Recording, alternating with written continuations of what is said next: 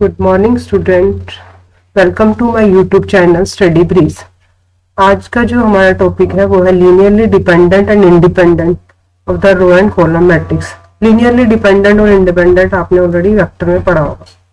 ठीक है, linearly independent में हम क्या करते थे कि एक लीनियर कॉम्बिनेशन का यूज करते थे। ठीक है, तो क्या था कि हमारे पास लीनियर कॉम्बिनेशन में क्या करते थे हम कि इस तरह की एक इक्वेशन होती थी a1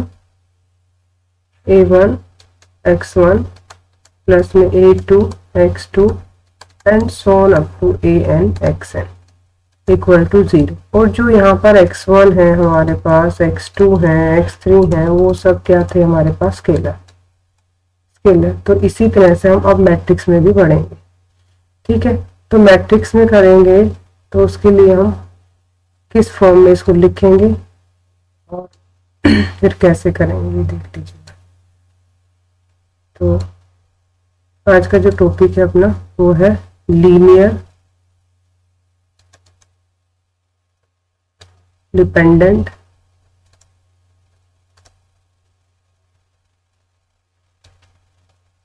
dependence and independence.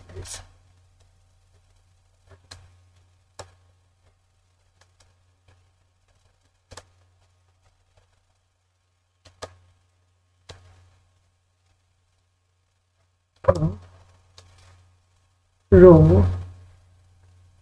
And column matrix matrices. ठीक है, तो ये दोनों टर्म हम ऑलरेडी वेक्टर में पढ़ चुके हैं। ठीक है, तो इनकी डेफिनेशन क्या होगी। तो सबसे पहले हम लीनियर डिपेंडेंट की डेफिनेशन पढ़ेंगे। Linear dependence,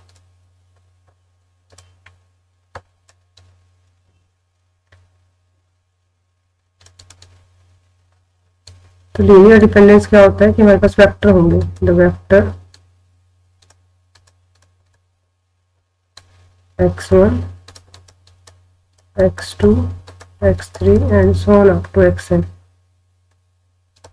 are said to be linearly dependent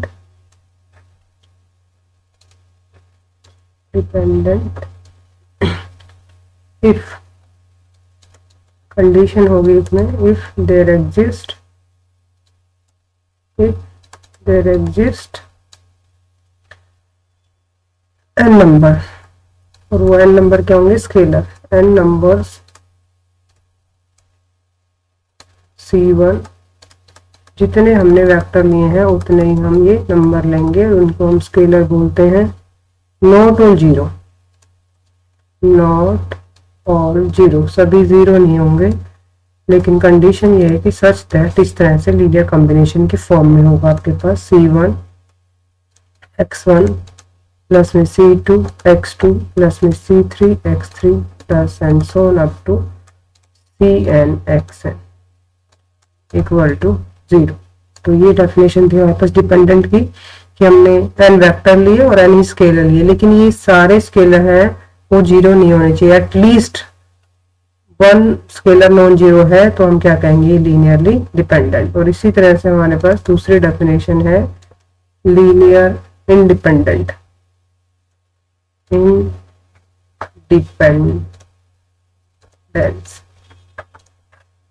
linear independence. और लीनियर इंडिपेंडेंस में क्या है हमारे पास, इसके डेफिनेशन इसी तरह से है कि the vectors x1 x2 x3 and so on up to xn are said to be linearly independent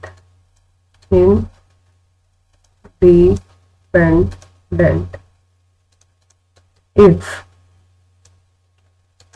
there exist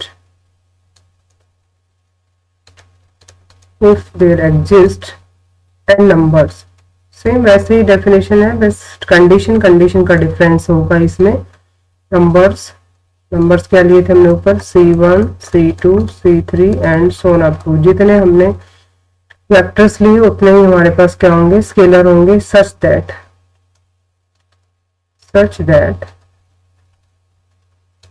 the relation relation क्या होगा अपने पास, such that the relation हमने ऊपर भी लिखा था, वैसा ही रिलेशन है लीनियर कॉम्बिनेशन का। क्या रिलेशन है, C1x1 प्लस में C2x2 plus and so on up to Cnxn equal to 0 gives, क्या कंडीशन होगी, गिव्स जो हमने स्केलर लिए हैं, C1 लिया, C2 लिया, C3 and so on up to Cn all are 0, अगर सभी 0 हो जाते हैं तो हम क्या कहेंगे इसको, लीनियरली इंडिपेंडेंट। तो ये समझ में आ गई होंगी दोनों डेफिनेशन कि लीनियरली डिपेंडेंट और लीनियरली इंडिपेंडेंट। लीनियरली डिपेंडेंट में तो क्या था, हमारे पास जो वेक्टर होंगे उनको लीनियरली डिपेंडेंट तभी कहेंगे जब ये रिलेशन हो आपके पास और इनमें से कम एक स्केलर हमारे पास क्या आ जाए, non zero, this at least one, ठीक है। लेकिन लीनियरली इंडिपेंडेंट में क्या होगा, हमारे पास सारे के सारे जो हमारे पास स्केलर है वो क्या होने चाहिए, 0 होने चाहिए। तो हम क्या कहेंगे इसको कि लीनियरली इंडिपेंडेंट, ठीक है। तो ये थी हमारे पास दोनों डेफिनेशन। अगला है हमारे पास एक थ्योरम है, कई बार पूछ ली जाती, छोटी सी थ्योरम है।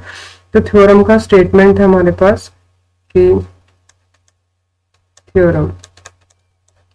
थ्योरम का स्टेटमेंट है कि prove that if two vector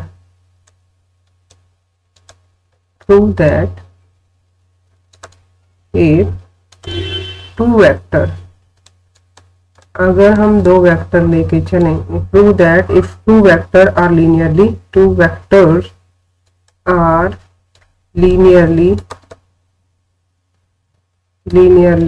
dependent, then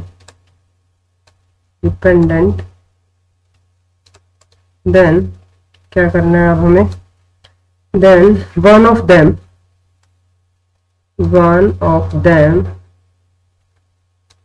is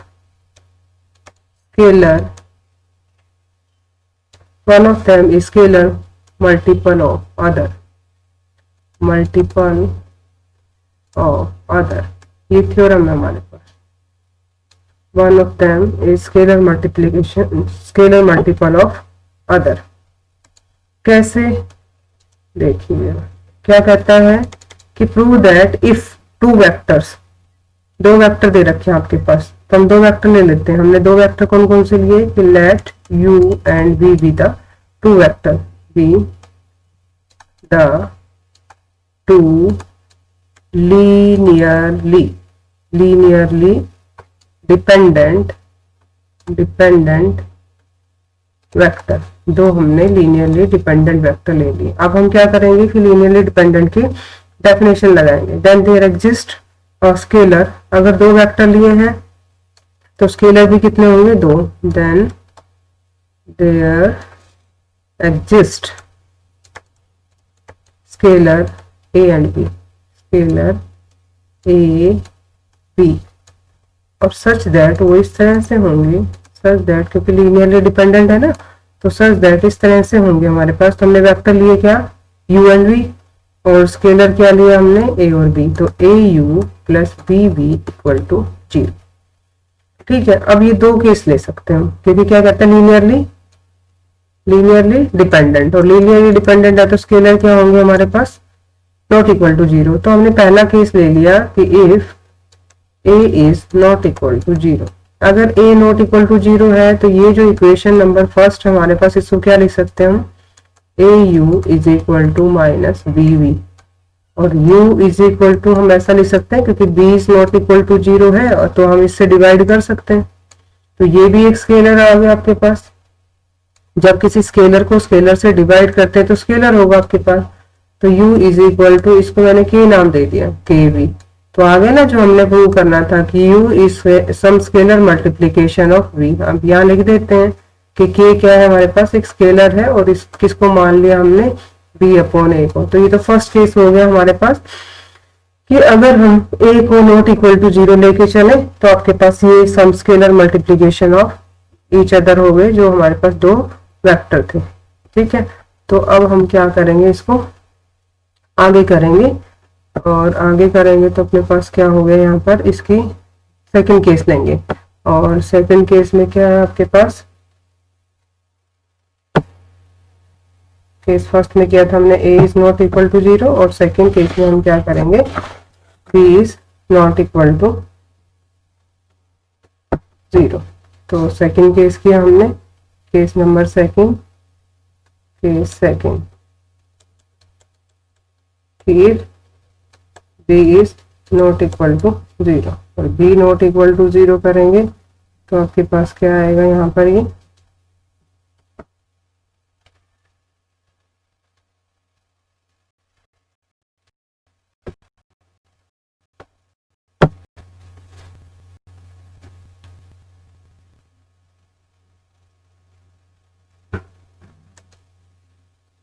b not equal to 0। इसका मतलब क्या हो गया आपके पास, यहाँ पर au plus bv is equal to 0 था, और अब हम यहाँ लिख देंगे bv is equal to minus au, और इससे आप क्या कर सकते हो, यहाँ पर v is equal to minus a upon b u, और फिर वही स्केलर आ गया, स्केलर को स्केलर से करेंगे तो स्केलर आ गया। तो आप क्या लिख सकते हैं, यहाँ पर v is equal to k1u, और यहाँ k1 क्या आपके पास स्केलर, स्केलर है तो हम लिख देते हैं where k1 is equal to क्या आपके पास माइनस a अपॉन बी।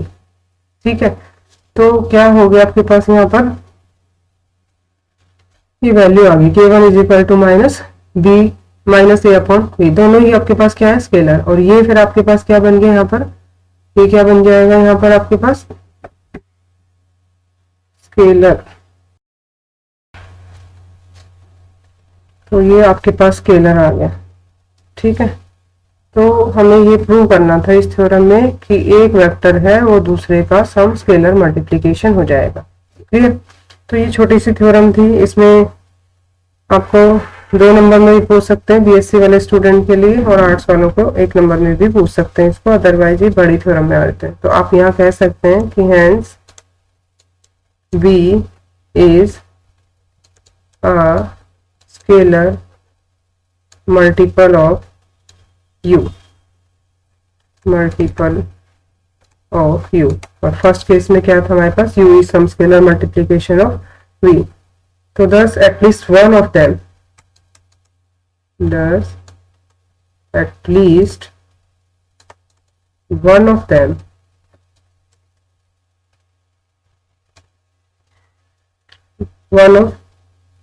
मतलब इन दोनों वेक्टर में से is scalar multiple of other, multiple of other क्या होगा, एक दूसरे का स्केलर मल्टीपल होगा। आई थिंक सो सबको समझ में आ गया होगा कि क्या है ये हमारे पास थ्योरम। आई रिपीट अगेन, पहले हमने इसमें बताया कि लीनियरली डिपेंडेंट क्या होता है, तो लीनियरली डिपेंडेंट में बताया कि हमने जब लीनियर कॉम्बिनेशन लिखते हैं तो हमें क्या चाहिए, उसमें n वेक्टर है तो n स्केलर चाहिए, और उन स्केलर में से अगर एक भी स्केलर को हम नॉट इक्वल टू 0 प्रूव कर देते हैं तो हम कहेंगे कि given vectors are linearly dependent. और दूसरा हमने आपको बताया था कि लीनियरली इंडिपेंडेंट, तो उसमें सारे स्केलर 0 होने चाहिए। इसके साथ ही हमने इससे रिलेटेड एक थ्योरम की थी कि अगर हम 2 वेक्टर लेते हैं लीनियरली डिपेंडेंट तो one of them is some scalar multiplication of the other, क्या होगा, एक वेक्टर है वो दूसरे का स्केलर मल्टीप्लिकेशन होगा। ये हमने प्रूव किया 2 केस लेके, एक बार स्केलर a को नॉट इक्वल टू 0 किया और एक बार स्केलर b को, क्योंकि डिपेंडेंट की डेफिनेशन यही होती है कि at least one scalar is not equal to 0। Now come to the second theorem. Second theorem में हमारे पास क्या है, एक सेट लेंगे हम, second theorem, theorem number second.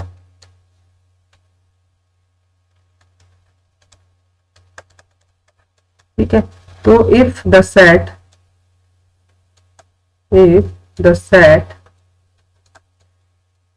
Set लिया हमने ये x1 x2 x3 and so on up to xp, p element ले लिया इसमें, is linearly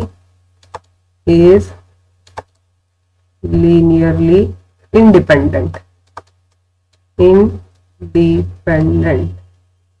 is linearly independent। कैसे है ये linearly independent? And the set, एक सेट और ले लिया हमने, एंड द सेट, एक दूसरा सेट लिया, उसमें ये एलिमेंट तो है ही हमारे पास x1 x2 x3 and so on up to xp, लेकिन एक एक्स्ट्रा एलिमेंट ले लिया इसमें और इसको कह दिया हमने is linearly dependent.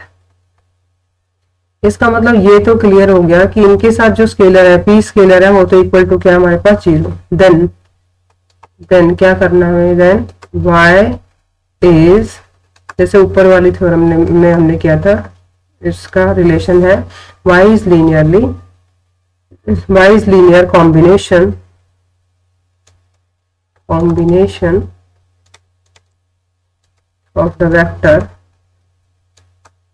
of the vectors x1 x2 x3 and so on up to xp। ठीक है, ये हमें प्रूव करना है। ठीक है, तो इसका प्रूफ कैसे करेंगे हम? ठीक है, तो इसका प्रूफ करेंगे, पहले स्टेटमेंट देख लीजिएगा कि आपके पास एक सेट लिया जिसमें p एलिमेंट लिए, वो लीनियरली इंडिपेंडेंट दे रखे हैं, फिर दूसरा सेट लिया, उसमें एक एक्स्ट्रा एलिमेंट ले लिया y, वो लीनियरली डिपेंडेंट है। तो जो y है हमारे पास वो लीनियर कॉम्बिनेशन होगा जो ऊपर वाला लीनियरली इंडिपेंडेंट का सेट था उसका। तो हम कंसिडर कर लेते हैं इसको। ठीक है, तो हम कंसिडर करेंगे, क्या कंसिडर करेंगे, एक रिलेशन कंसिडर करेंगे हम। तो ये हमने कंसिडर किया, consider a relation, consider the relation, और वो रिलेशन हमने ये लिया कि a1 x1 a2 x2 and so on up to ap xp।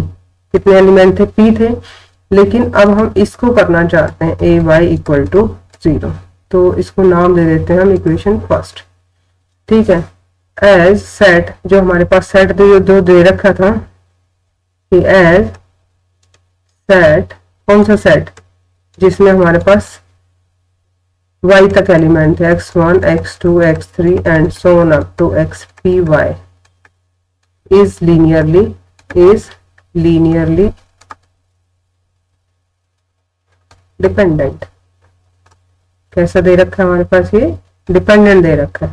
ठीक है, तो इसका मतलब क्या हुआ हमारे पास, therefore a1 जो स्केलर है हमारे पास a2 a3 and so on up to ap, और क्या लिया हमने, a ले लिया इसका, आर नॉट ऑल 0, सारे 0 नहीं है क्योंकि डिपेंडेंट दे रखा है, डिपेंडेंट दे रखा है तो सारे 0 नहीं है। तो हमने केस फर्स्ट लिया, जब हमने केस फर्स्ट लिया तो हमने ले लिया कि if a is equal to 0, अगर a 0 हो जाता है तो हमारे पास ये कॉम्बिनेशन क्या बनेगा, फ्रॉम इक्वेशन फर्स्ट, अगर a 0 हो जाता है तो आपके पास क्या बनेगा, यहाँ पर वी गेट, अगर a 0 है तो आपके पास इक्वेशन फर्स्ट क्या बन जाएगी, a1 x1 प्लस में a2 x2 and so on up to ap xp equal to 0। ठीक है, लेकिन हमारे पास क्या दे रखा है, जो सेट दे रखा है एज, जो सेट था as set, which one set, as set जो दिया था हमारे पास, कौन सा, x1 x2 x3 and so on up to xp, ये वाला जो सेट दे रखा है, ये क्या दे रखा था, इज लीनियरली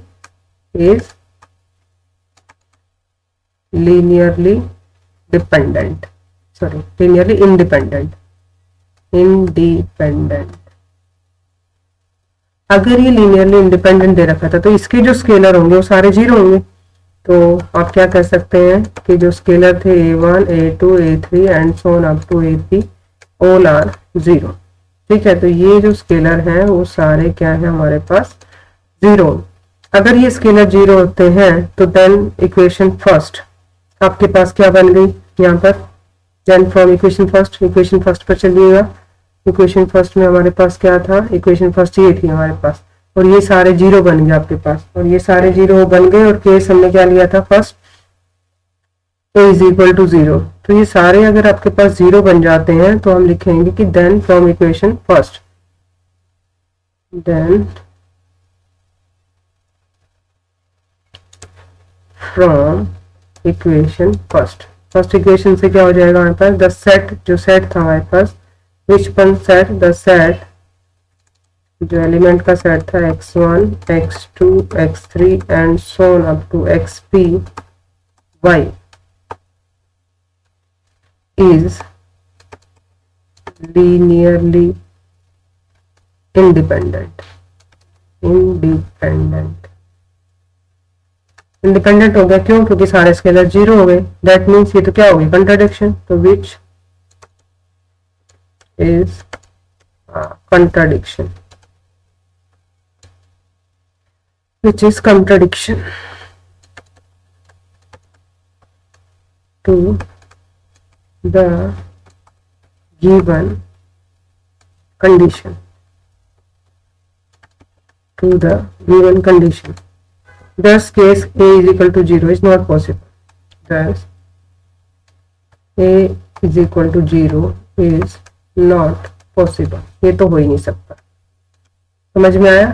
मैं एक बार दोबारा रिपीट करती हूँ कि इसमें क्या है आपके पास, कि केस फर्स्ट लिया हमने, और केस फर्स्ट में हमने क्या किया सेकंड थ्योरम में, कि थ्योरम का जो स्टेटमेंट था हमारे पास वो ये दे रखा है कि आपको एक सेट दे रखा है लीनियरली इंडिपेंडेंट, और उसके एलिमेंट है x1 x2 x3 x and so on up to xp, और दूसरा सेट दे रखा है सेट जिसमें एक y एलिमेंट हो रहा है वो डिपेंडेंट है, then y is linear combination of factor of this one. तो हमने कंसीडर कर दिया एक relation a1 x1 plus a2 x2 plus and so on up to, लेकिन कंडीशन ये थी कि as the set this one is linearly dependent, तो हमने मान लिया कि a is equal to zero, भाई कम से कम एक नॉट इक्वल टू जीरो होना चाहिए। तो हमने ए को तो जीरो मान लिया, और उनमें से और हो सकते हैं, तो ए को जीरो मानते हैं हमारे पास ये बन गई a1 x1 plus a2 x2 plus and so on up to ap xp is equal to zero. But according to given condition x1 x2 x3 and so on up to xp is linearly independent, that means all the scalar a1 a2 a3 ap are zero. और अगर ये zero हो जाते हैं हमारे पास, तो equation first जो है उसके जो सेट के एलिमेंट थे ये तो जीरो लेके चल रहे हैं, और इसके ये भी स्केलर जीरो हो गए, तो इसका मतलब क्या हो गया, ये तो लीनियरली डिपेंडेंट दे रखा था, लेकिन अकॉर्डिंग टू कंडीशन कि सारे स्केलर जीरो हो गए, तो इसका मतलब क्या आ गया, ये हमारे पास इंडिपेंडेंट। तो ये तो कंट्राडिक्शन हो गया कि जो हम मान के जो हमारे पास दिया हुआ था उसके अपोजिट हो गया, तो a is equal to zero नहीं हो सकता। ठीक है, अब हम सेकंड केस लेंगे। अब सेकंड केस में क्या करेंगे हम, केस नंबर सेकंड में कि a को नॉट इक्वल टू जीरो लेके चले। ठीक है, तो ये केस सेकंड ले रहे हैं कि if a is not equal to zero, अगर a not equal to zero है तो from equation first, from equation first, first equation क्या थी हमारे पास कि वी हैव, फर्स्ट इक्वेशन में हमने ये लिया था, क्या लिया था फर्स्ट इक्वेशन में, a1 x1 प्लस में a2 x2 plus and so on up to ap xp plus ay is equal to zero. ये हमने फर्स्ट इक्वेशन में लिया था। ठीक है, तो फर्स्ट इक्वेशन को हम ऐसा लिख सकते हैं, minus a y is equal to a1 x1 plus में a2 x2 प्लस में a3 x3 plus and so on up to ap xp equal to zero. Sorry, ये तो हम इक्वल टू इधर नहीं आए थे, तो ये नहीं होगा आपके पास। ठीक है, तो ये आ गया आपके पास, तो ये आपके पास वैल्यू आ गई। अगर a is not equal to zero तो क्या हम इसको लिख सकते हैं यहाँ पर, y is equal to minus a1 upon a x1 फिर minus a2 upon a x2 फिर आपके पास आएगा minus a3 upon a x3 and so on up to, next क्या आएगा माइनस का AP divided by A into में XP is equal to zero. यहाँ तक समझ में आ गया। इसका मतलब क्या है कि y is the linear combination of this one. ठीक है, तो y is the linear combination of किसका हुआ, x1 x2 x3, तो आप लिख सकते हैं यहाँ पर that means that imply y is linear combination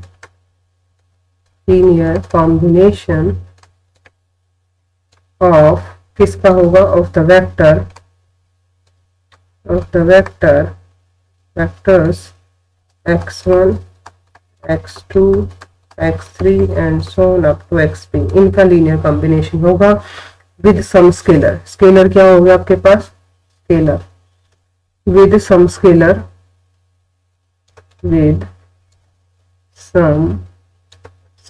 या तो इनको नाम अलग से भी दे सकते हैं कि यहाँ से ये आ गया था आपके पास y इज इक्वल टू, इसको k1 नाम दे दें, x1 हो गया, नेक्स्ट को हमने दे दिया k2 x2, नेक्स्ट हो गया आपके पास k3 x3 and so on up to kp xp। ठीक है, और यहाँ ले देते हैं with scalar k1 k2 and so on up to kp। Scalar ये, इसके साथ इसको क्या लिख दिया हमने, लीनियर कॉम्बिनेशन। और हमें यही प्रूव करना था कि y is the linear combination of x1 x2 x3 and so on up to xp। और यहाँ लिखना चाहो तो यहाँ लिख देना वेयर, क्या लिखना आपके पास, k1 की वैल्यू क्या थी, माइनस के a1 अपॉन a, उसके बाद k2 की वैल्यू क्या है आपके पास, माइनस a2 अपॉन a, उसके बाद क्या है आपके पास k3, और इसकी वैल्यू हमारे पास a3 upon a and so on up to, फिर kp था, और kp में आपके पास आपने लिखा था माइनस ap अपॉन a। ठीक है, तो आंसर रिजल्ट या आंसर प्रूव। तो आपके पास ये नेक्स्ट थ्योरम थी कि इसमें हमें ये प्रूव करना था कि y is the linear combination of, किस किस का लीनियर कॉम्बिनेशन है हमारे पास, y a1 a2 a3 a4। ठीक है, तो ये था हमारे पास डेफिनेशन और दो थ्योरम। अगली जो थ्योरम है वो है हमारे पास नेक्स्ट थ्योरम का स्टेटमेंट है द k n वेक्टर्स ये दे रखा है हमारे पास a1, यह मैट्रिक्स की फॉर्म में है हमारे पास a2 a3 and so on up to कितने हैं k, आर लीनियरली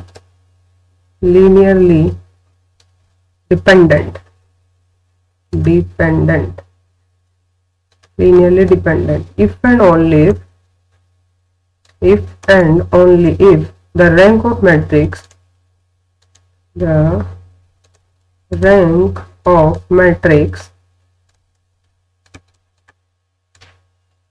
कौन से, a इज इक्वल टू क्या है आपके पास a1 a2 and so on up to ak with given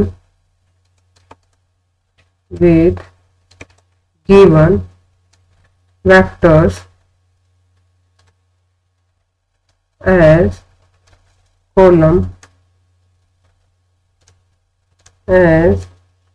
columns is less than k, क्या होगा, रैंक क्या होगा, लेस देन k होगा। कितने हैं आपके पास n वेक्टर, k है n वेक्टर। ठीक है, तो ये हम इसका प्रूफ शुरू करेंगे अब हम।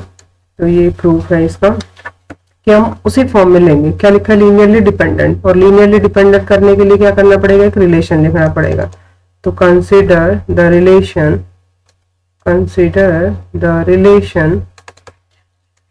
x1 a1 प्लस में x2 a2 and so on up to, क्या लेंगे, x k दे रखे हैं तो k ले लेते हैं, तो ak इज इक्वल टू 0। तो कितने थे मैट्रिसेस हमारे पास, k मैट्रिसेस थे, इसलिए हमने क्या ले लिया, k स्केलर ले लिया, क्योंकि इसमें लीनियरली डिपेंडेंट दे रखा है, तो इसलिए हमें ये रिलेशन चाहिए था। वेयर x1 x2 x3 क्या होगा आपके पास, स्केलर, ये मैंने पहले ही बताया था कि स्केलर लेने पड़ते हैं। तो यहाँ लिख देंगे where x1 x2 x3 and so on up to xk are scalar. अब ये मैट्रिक्स है तो मैट्रिक्स की फॉर्म में लिख देते हैं, इसको इस तरह से लिख सकते हैं, x1 कॉलम फॉर्म में बता रहा है तो कॉलम फॉर्म में लिख देते हैं। कॉलम मैट्रिक्स की डेफिनेशन आपको पता ही है, जिसमें एक ही कॉलम हो आपके पास a11 a21 a31 and so on up to, कितने थे आपके पास n, तो n1। ठीक है। इसी तरह से x2 आ जाएगा आपके पास, तो x2 में क्या आ जाएगा यहाँ पर A12 A22 A32 and so on up to AN2। और लास्ट वन हमारे पास क्या हो जाएगा xk। xk में क्या हो जाएगा आपके पास यहाँ पर A1k A2k and so on up to ANk। ठीक है, और इक्वल टू 0। तो इसको इस फॉर्म में हमने लिख दिया, और हम इसको इस तरह से भी लिख सकते हैं क्योंकि इन्होंने कॉलम फॉर्म लिखा था, तो इसको हम इस तरह से भी लिख सकते हैं। और A11 x1 प्लस में A12 x2 plus and so on up to A1k x k। दूसरा क्या हो जाएगा आपके पास A21 x1 A22 x2 and so on up to A2k xk equal to 0। इसी तरह से नीचे आपके पास आ जाएगा AN1 x1 AN2 x2 and so on up to यहाँ आ जाएगा ANk xk इक्वल टू 0। तो ये हमने इस तरह से लीनियर इक्वेशन की फॉर्म में इसको लिख दिया है। ठीक है, तो आप इस तरह से भी इसको लिख सकते हैं, which can be written in matrix form. जब हमने लीनियर इक्वेशन करवाया था तो उसको मैट्रिक्स फॉर्म में इस तरह से लिखते थे हम AX is equal to B। तो B तो आपके पास यहाँ 0 हो गया, और A क्या हो गया, एक मैट्रिक्स हो गया किसका, स्केलर के जो कोफिशिएंट का। तो यहाँ लिख सकते हैं A11 A12 and so on up to A1k। यहाँ से क्या आएगा आपके पास A21 A22 and so on up to A2k। और लास्ट में आपके पास क्या आ जाएगा AN1 AN2 and so on up to क्या होगा यहाँ पर ANk। ये तो हो गया A। फिर क्या लिखेंगे हम x क्या होगा आपके पास यहाँ पर x1 x2 and so on up to xk। और राइट हैंड साइड में B है, तो ये होमोजीनियस है, तो राइट हैंड साइड में सारे एलिमेंट आपके पास क्या आ जाएंगे, 0 आ जाएंगे। यहाँ तक समझ में आ गया। ठीक है, तो इसको कॉलम का दे रखा था, इसलिए कॉलम है उसको हमने लीनियर सिस्टम की फॉर्म में चेंज कर दिया, फिर इसको मैट्रिक्स फॉर्म में चेंज कर दिया, तो ये बन गया हमारे पास AX इज इक्वल टू 0। तो ये फॉर्म आ गया आपके पास AX is equal to 0। Let the vector be linearly dependent. Vector कैसे दे रखे थे आपके पास, लीनियरली डिपेंडेंट वेक्टर दे रखे थे, और लीनियरली डिपेंडेंट वेक्टर दे रखे हैं तो आप क्या कह सकते हैं, हमने इक्वेशन फर्स्ट ली, और फर्स्ट इक्वेशन में हमने लिखा था कि इसको एक रिलेशन की फॉर्म में लिखा था। यहाँ लिखा था हमने, यहाँ पर सबसे पहले सबसे ऊपर जो फर्स्ट लाइन में थी इसको नाम दे देते हैं equation first. This is equation first. ठीक है, तो हमने लिखा था इसमें A1 x1 plus A2 x2 and so on up to, और इसको अब मैट्रिक्स फॉर्म में चेंज करके हमने ऐसा कर दिया है, तो ये AX इज इक्वल टू 0 आ गया। तो हम क्या कह सकते हैं, hence from equation first, hence from equation first linearly dependent दे रखा है, तो सारे स्केलर हमारे पास 0 नहीं होंगे, तो scalars x1 x2 and so on up to कितने थे, k xk are not all 0, सभी 0 नहीं होंगे। देयरफॉर अब होमोजीनियस की हमने कंडीशन पढ़ रखी है, कैसी है ये हमारे पास होमोजीनियस इक्वेशन है, तो homogeneous system of equations as non-trivial solution। कैसा होगा, नॉन ट्रिवियल, क्यों, क्योंकि सारे स्केलर 0 नहीं है, तो नॉन ट्रिवियल सॉल्यूशन होगा। और नॉन ट्रिवियल सॉल्यूशन है तो हमने रैंक का शुरू में जो पढ़ा था उसमें बताया था कि रैंक जो गिवन मैट्रिक्स का होगा वो लेस देन क्या होगा, अननोन, कितने अननोन है हमारे पास k, तो उससे k कम होगा। ठीक है, तो ये तो एक पार्ट हुआ क्योंकि इसमें इफ एंड ओनली कहता है, तो इफ एंड ओनली कहता है, तो इसका सेकंड पार्ट करेंगे कन्वर्सली। तो कन्वर्सली में क्या करना है कि हम इसका लेस देन के लेके चलेंगे कन्वर्सली। तो कन्वर्सली में क्या होगा हमारे पास, suppose rank of A is less than K लेके चले हम। Then the system of homogeneous equation, then the system of, reverse step चलेंगे हम, system of homogeneous equations given by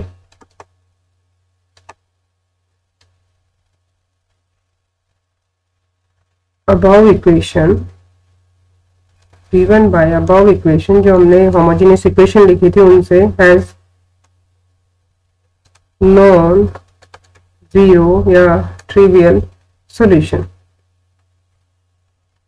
non zero solution भी कह सकते हैं, ट्रिवियल, और ट्रिवियल है तो हमारे पास क्या होगा, x is not equal to zero, और x is not equal to zero है, that means x1 x2 x3 and so on up to k थे ना, तो xk are not all zero, और ये सभी जीरो नहीं होंगे।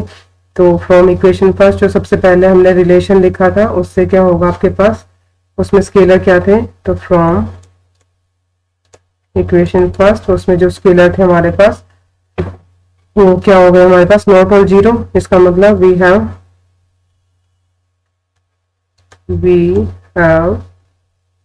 दैट वेक्टर्स, जो वेक्टर्स हमारे पास दे रखे थे, वेक्टर्स कौन कौन से वेक्टर दे रखे थे, a1 a2 and so on up to ak are linearly dependent, are linearly dependent, dependent कैसे होंगे वेक्टर हमारे पास, लीनियरली डिपेंडेंट, और ये हमें प्रूव करना था। तो आज यहीं तक करेंगे, इसको एक बार मैं रिपीट कर देती हूँ आपको इस थ्योरम को। थ्योरम में ये था हमारे पास कि के वेक्टर दे रखे linearly dependent if and only the rank of the given matrix A with the vector as column is less than k. तो हमने क्या किया, पहले तो लीनियरली डिपेंडेंट दे रखा था तो हमने इसको कंसिडर कर लिया, कंसिडर ए रिलेशन, इस रिलेशन को हमने कंसिडर किया, और जब इसको कंसिडर किया हमने तो क्या हो गया आपके पास यहाँ पर x1 a1 plus x2 a2 and so on up to x k a के, ठीक है। और ये हमारे पास क्या है, स्केलर है, स्केलर है तो इनको हम इस तरह से कर सकते हैं।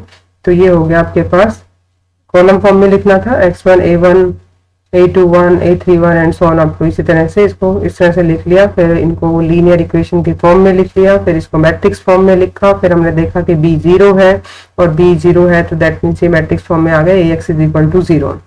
लेकिन इक्वेशन फर्स्ट में हमारे पास क्या कहता है, लीनियरली डिपेंडेंट, तो हमने कह दिया कि ये स्केलर क्या होंगे, नॉट ऑल जीरो। तो होमोजीनियस इक्वेशन हो, स्केलर आर नॉट जीरो हो, तो हम कह सकते हैं कि इसका जो रैंक होगा वो क्या होगा हमारे पास, लेस देन के। लेस देन के मतलब हमारा जो के वेरिएबल थे उससे कम होगा। इसी तरह से हमने रिवर्स स्टेप में क्या किया, फिर नीचे से शुरू किया कि हमने मान लिया कि जो हमारे पास रैंक ऑफ ए है वो लेस देन के लेके चल रहे हैं और हमें इसको लीनियरली डिपेंडेंट प्रूव करना है। तो रैंक के से कम है तो that mean system of homogeneous equation होगा, और हमारे पास कैसा दे रखा था ये, non zero solution. Non zero solution तो all x are not equal to zero, that means x1 x2 x3 and so on up to xk not all zero. Then from equation first we have that vector a1 a2 and so on up to ak are linearly dependent. इसका मतलब हमें ये prove करना था इसको, तो इस तरह से हम इसको प्रूव कर सकते हैं। तो ये आपका प्रूव हो गया, और अब हम इसको यहीं तक करेंगे, आगे फिर करेंगे इसको।